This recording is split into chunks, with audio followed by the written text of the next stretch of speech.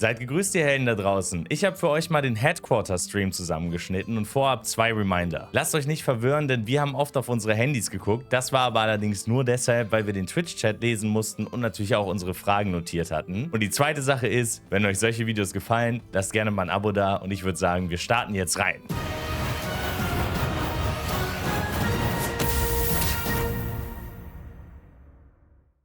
Die erste Frage wäre Thema Reichtumsrauferei. Ist es geplant, das Event weiter zu überarbeiten? Sagen wir so, wir haben es ja relativ neu eben eingeführt. Und deswegen sind wir intern auf jeden Fall in der Evaluation zu gucken, okay, inwiefern können wir das halt noch anpassen. Wenn es halt, ne, ich glaube, es geht ja auch teilweise um diese Tausender Ehre und so weiter, um da eben drauf einzugehen. Ja, wir werden dann auf jeden Fall noch dran arbeiten. Haben natürlich noch keinen Zeitpunkt dafür, aber ja. Der Wanderzirkus lief in der ersten Version nicht so wie geplant wahrscheinlich, wie auch gedacht, ne? Ja, er lief auf jeden Fall nicht so wie geplant. Ansonsten hätten wir ihn ja auch weiter laufen lassen. Und deswegen kommt natürlich die Frage auf, was passiert mit dem Wanderzirkus. Und der Wanderzirkus ist bei uns natürlich intern nach dem letzten Jahr, nachdem wir ja auch, und da sprechen wir ja auch noch auf jeden Fall drüber, inwiefern wir auch unseren ganzen Workflow und das, woran wir arbeiten, neu ausgerichtet haben. Und natürlich ist das so, dass der Wanderzirkus wirklich intensiv überarbeitet werden muss und kostet wirklich viel Zeit. Und dadurch, dass auch die Community einerseits gesagt hat, hey, noch ein weiteres Event, noch mal irgendwie 10 Tage, dass das auch gar nicht auf so viel Begeisterung gestoßen ist, haben wir das Thema natürlich auch ein Stück zurückgesetzt halt. Ne? So um die Roadmap gibt es ja immer. Warte, so rum? So rum ist richtig? Jo, da war oft halt Erzähl. die Frage so, wie ist denn da jetzt so der aktuelle Stand? Wir haben das Ding halt letztes Jahr im August halt erstellt. Wollten dafür einen Ausblick bringen, okay, das sind im etwa die verschiedenen Dinge, wie wir sie angehen werden. Das ist natürlich das, wo wir mit der Community viel intensiver halt arbeiten möchten, ist, welche Sachen wir als nächstes überarbeiten, wo wir herausfinden möchten, was ist das Wichtigste, wo ist der größte Need für die Community. Und das sind halt mehr oder weniger eigentlich die oberen Sachen, wo wir praktisch die Reihenfolge eigentlich eher durcheinander geworfen haben, weil wir gesagt haben, okay, wir wollen erstmal klar und sicherstellen, dass das etwas ist, was die Community auch wirklich möchte und nicht nur, weil wir denken, es ist vielleicht eine gute Idee, sondern dass wir das halt auch wirklich verifizieren. Halt, ja? Und dafür haben wir natürlich intern viel Prozesse umgestellt, zu sagen, okay, wie finden wir denn eigentlich erstmal heraus, was die Community ihr wirklich wichtig ist, um das in unseren Entwicklungsprozess komplett einfließen zu lassen. Das erübrigt dann ja auch, also beantwortet eigentlich die Frage bezüglich einer Roadmap für dieses Jahr. Ne, ja. So. Die wird es halt, so wie ich das jetzt verstehe, nicht geben, weil man einfach flexibel auf die Themen und Bedürfnisse eingehen. Sagen wir so, wir könnten jetzt nicht so einen Gang da oben vorzeigen, guck mal, da machen wir das, machen wir das, weil wir ja schon alles mit der Community geklärt haben, weil genau danach ist ihnen das am wichtigsten. Das ist halt dann nicht mehr ganz so vorhersehbar. Und im Endeffekt, nach der ganzen Umstellung, haben wir ja auch gesagt, okay, wir müssen uns das alles nacheinander trotzdem erstmal nochmal wieder anschauen und neu bewerten. Und in dem Prozess sind wir natürlich immer noch drin. Erstes Ergebnis ist aber dann halt sowas nach dem Wirbelsturm, den Sandsturm, halt, dass wir den überarbeitet haben. Weil ganz klare Rückmeldung war, was war das denn? Vielleicht wäre an der Stelle ganz gut auch mal zu sagen, wie man die Community einbindet, so auch in Form von dem Umfrage. Ja.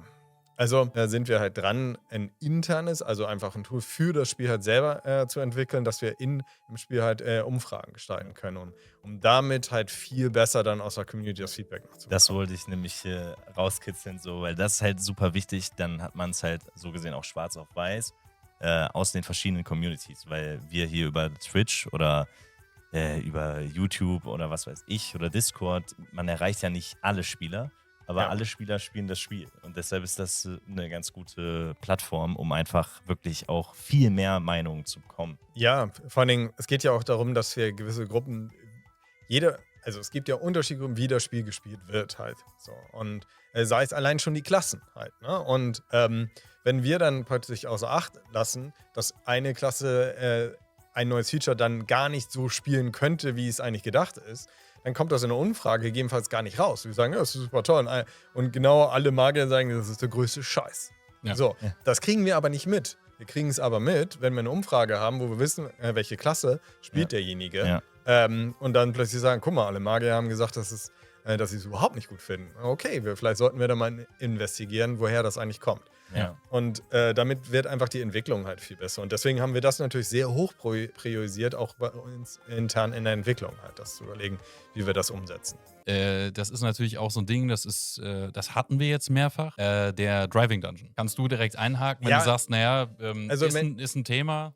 Ja. Im Endeffekt ist es so, beim Driving Dungeon, er ist ja ein bisschen eine Voriteration vom Wanderzirkus. Wir könnten den Driving Dungeon einfach so wieder rausbringen, aber auch der hat halt nicht so super geklappt, wie wir uns das vorgestellt haben. Das heißt, wenn wir den überarbeiten würden, würde es wieder relativ viel Arbeit halt sein. Und natürlich haben wir das natürlich im Sinne der Community im Moment nicht so hoch priorisiert, um da nicht irgendwas jetzt hier rauszuhauen, wo alle wieder eher so den Hände über den Kopf klatschen und sagen, Ja. warum haben sie das denn jetzt gemacht? Ja, ich würde einfach jetzt mal ein neues Thema reinschmeißen. Und zwar, ich glaube, das ist immer wieder Thema und auch immer wieder Thema bei uns im Chat, und zwar Thema Customization. Wie sieht es da aus? Was ist da in Zukunft geplant? Kann man schon konkrete Dinge nennen? Ja, auch das Thema war natürlich im letzten Jahr so, dass wir da schon weit in der Entwicklung halt waren Mhm. und haben halt gesagt, okay, so und so wollten wir das halt machen und haben dann halt gemerkt so, oh, möchte das die Community überhaupt so? Mhm. Und da griffen wir halt schon von den Ideen in das Design der Charaktere ein. Man kann ja auch mal erklären, wo die Schwierigkeit liegt. Also das ist ja zum Beispiel, das große Problem ist, dass die Charakter, also die jeweiligen Völker, ja immer in verschiedene Richtungen gucken oder ja, die sind nicht ganz frontal. Also es gibt ein paar Klassen, die sind frontal, aber halt viele, ihr kennt den weiblichen Goblin zum Beispiel, der guckt ja komplett in die linke Richtung so. Und man müsste ja dann quasi, wenn man Customizations einführt, für jedes einzelne Volk ein einzelnes Customization oder ein einzelnes Customization-Stück entwerfen. Und dann gibt es aber ja auch noch 2 von jedem Volk. Ja, und dann explodieren Ja. halt plötzlich der Aufwand zu sagen, Ja. hey, lass doch mal den Huten machen. Ja. Und dann bist du nicht bei einem. Ach nee, dann haben wir 16 Hüte. Ja, 16 Hüte. Damit wir einen so einen Hut hatten. Ja. Also erstens explodiert dann für uns der Aufwand und das ist in so einem Team, ist das nicht umsetzbar, das ist auch Quark. Andererseits, wenn wir es dann halt anpassen und dann sind es halt nur 2, verändern wir plötzlich das Aussehen der Charakter. Und Ja. möchte man das? Das sind solche Dinge, die wir vorher ganz klar erklären halt Ja. möchten. Wie ist denn das eigentlich mit Fusionen von Fusionen? Intern auf jeden Fall schon soweit und tatsächlich die erste soweit eingeplant, dass das zum Ende März, Anfang April die erste Fusion kommt. Mhm. Ja, krass. Okay. Ob wir den Namen Fusion behalten, wissen wir glaube ich noch nicht. Da waren auch Ideen dabei zu sagen, hey, lasst uns doch Begriffe aus Shakes and Fidget halt nehmen, um dem Ganzen wirklich einen Namen zu geben und nicht irgendwann bei F443 zu landen, was auch keiner wirklich haben möchte. Was für die Fusion aus meiner Sicht halt Ja. ein super wichtiger Das ist Punkt halt ist. mein wichtigster Punkt überhaupt, ja. Ja, und guck mal, und das ist ja Ja. auch etwas, wo wir auch auf Feedback halt eingehen, ne? Ja. Was einerseits manchmal nicht ganz klar ist und uns dann natürlich auch wie Tomaten auf den Augen im Grunde genommen, ja, Ja. natürlich ist das relevant, Ja. dass wir ein Badge halt mit reinbringen, Mhm. dass man sieht, auf welchen ursprünglichen Server man eigentlich angefangen hat. Ja. Klar, wir haben letztes Jahr so richtig mit den Fusionen halt losgelegt.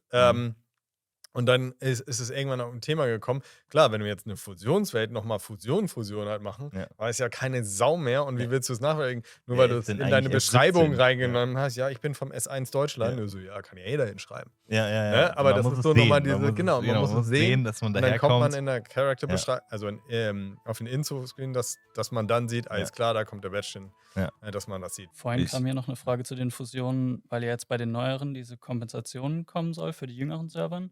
Ob sowas nachträglich noch möglich wäre für die schon fusionierten Servern und ob das überhaupt noch nachvollziehbar ist, welcher Charakter von welchem Server kam auf diese. Also erstmal der Fusionswelt. letzte Punkt, wichtig. Wir haben tatsächlich auch zum Glück alles abgespeichert, dass wir auf jeder Fusionswelt wissen, wo der Spieler ursprünglich auf welcher Welt er gespielt hat. Also das geht auf jeden Fall.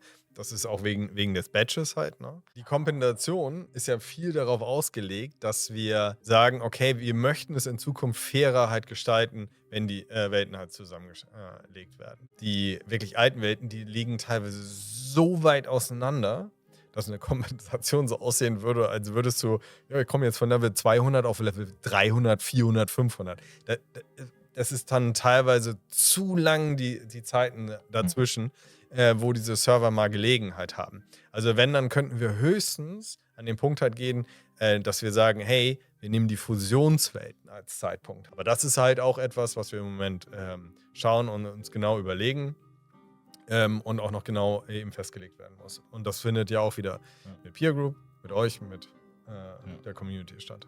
Ein Thema, was eigentlich auch immer wieder gefragt wird, ist die Post. Aktuell ist es ja so, wenn man zum Beispiel Gildenleiter ist, da wird man mit Nachrichten so ein bisschen zugespammt, so, ne, was den Kampf angeht, also den Kampfbericht.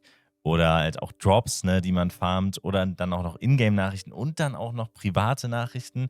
Also es ist gerade so sehr unaufgeräumt und da ist halt immer die Frage auch von der Community, wie ist da die Prio, wie sieht das aus und was wird da passieren? Dran, ne? Ja. Also sind wir auch so konkret dran, dass wir da auch schon in die Entwicklung halt gehen. Ja. Und das ist halt, glaube ich, auch etwas noch eine Stufe über Pets mit füttern, geht einfacher. Ja. Weil einerseits haben wir es so, wie du gerade gesagt hast, die User verlieren den Überblick, Ja. weil wir so viel mehr einfach auch über die letzten Jahre im Spiel halt gemacht haben Ja. und machen und so viel mehr ankündigen.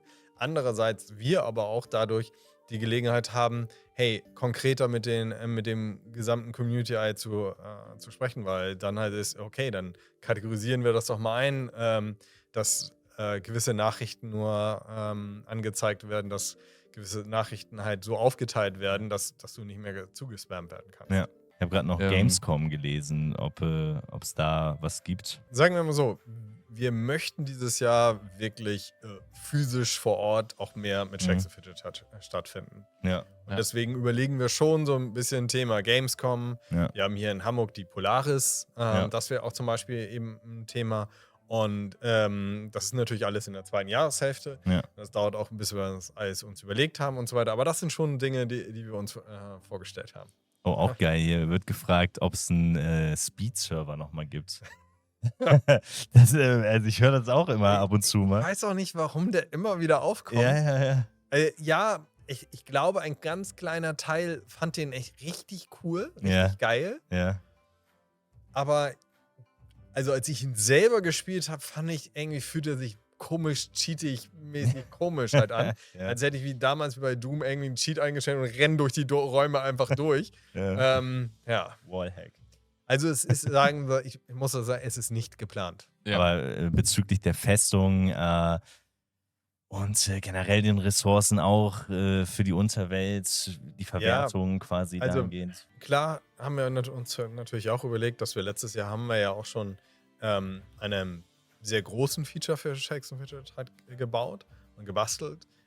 Und da war schon die Überlegung, dass wir genau diese Ressourcen auch dafür benutzen, die dann in diesem Feature halt eben mit eingearbeitet werden. Ja. Und der Name davon ist auch schon mal gefallen, das ist die Schatzsuche. Auch das ist ein super wichtiges Thema für uns. Wir haben es aber natürlich auch im Sinne wirklich der Community zurückgestellt. Ja. Weil wir gesagt haben, hey, wir haben da auch wieder einen Faktor im Spiel, den wir reinbringen, wo wir glauben, das könnte den Leuten halt Spaß machen, aber es kostet halt auch Zeit. Und ist das etwas, was überhaupt so zu dem Spiel halt wirklich passt? Ja. Und wenn wir das Thema anpacken, dann werden wir auch so heransetzen, dass wir so die Community involvieren können, dass dann auch wirklich die Rückmeldung kommt, das ist cool, das passt so halt rein. Aber da war schon mal auf jeden Fall der Ansatz, die überflüssigen Ressourcen halt komplett verwerten zu können. Ich glaube, ich hätte noch ein Thema, weil das halt auch öfter mal jetzt eben im Chat stand. Und zwar neue Dungeons. Das ist immer mal wieder die Frage, kommt da was, ist da was geplant? Also dadurch, dass ich auch intern auch sehr viel mit Art zusammenarbeite, also mit dem Team, bin ich natürlich da auch glücklicherweise immer sehr intensiv involviert und es ist natürlich mit die coolste Arbeit, wenn wir hier intern halt kreativ uns überlegen, hey, was könnten wir denn auch Ja. da wieder ein bisschen veräppeln, was könnten wir denn da eben aufnehmen und haben uns da schon viele Konzepte halt überlegt. Und ja, da arbeiten wir dran. Und ja, wir arbeiten natürlich auch, aber das ist noch ein Stück weiter entfernt daran, auch mal Dungeons rauszubringen. Und das war immer viel auch ein Thema, wo wir die unterschiedlichen Klassen halt mit reinnehmen. Ja. Nicht nur die 3 Ja. Ursprungsklassen, sondern Ja. auch die ganzen anderen Klassen, die wir halt haben. Ja. Aber das ist wieder komplex. Das Ja. ist auch nicht leicht. Ja. Dungeon-Erweiterung, das ist für uns eher was Einfaches, wenn wir jetzt so die Dauerschleife halt haben oder Licht und Schatten eben in irgendeiner Form halt erweitern. Das betrifft natürlich dann aber auch wieder nur eine sehr kleine Spielerzahl. Ja, klar. Dungeons, wo wir sagen, hey, da haben wir andere Klassen halt drin, könnten wir natürlich gegebenenfalls anders ansiedeln und kommt immer darauf an, was man auch rausbekommt. Ja. Das wird auf jeden Fall etwas länger im Prozess halt dauern, bis Ja. wir da eine Lösung haben, die cool ist und intern nicht zu explodiert, wie viel Aufwand das ist, Ja, auch klar. zu testen. Ne? Wenn nicht mehr plötzlich 3 unterschiedliche Klassen, die miteinander agieren, was das funktioniert, plötzlich hast du 12 Gegner, die Mhm. automatisch. Es wird komplizierter. Ja. Auf jeden Fall. Aber es ist auf dem Tisch. Das ist immer. Ja, Ja, ist das es ist auf jeden Fall. ja. Wir haben es halt relativ hoch noch priorisiert. Ja.